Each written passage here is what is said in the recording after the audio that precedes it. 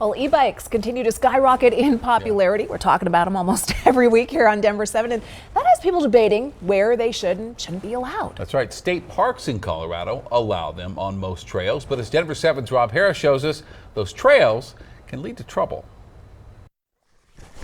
At least once a week for the past 15 years, Richard Plastino's used mountain biking to explore his beautiful home state. I was good on manual bikes for 15 years, and then finally I got old and I found that going up hills was just agony, and then e-bikes came out, and this has made mountain biking fun again.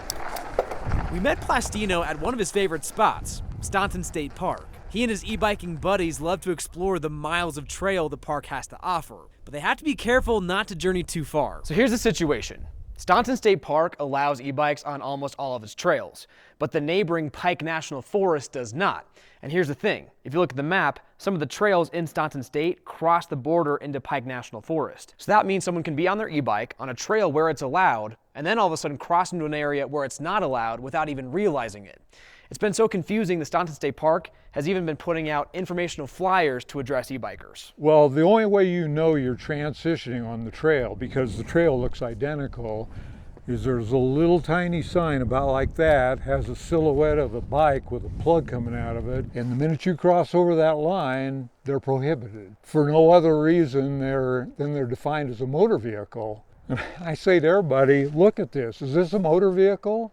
It is not. I reached out to the U.S. Forest Service about this. A rep confirmed that e-bikes were classified as motor vehicles in a guidance issued last year, and they therefore are only allowed on roads and trails where other motor vehicles, like cars, are allowed. But I'm also told that each individual national forest will have the ability to expand e-bike access based on community input and specific environmental impact studies. Richard Plastino hopes they'll give his e-bike and everyone else's the green light. And I would like to urge the Forest Service to do the studies necessary to make them legal. I've observed it has no ill effects on the trails. For Denver 7, I think they should be allowed everywhere.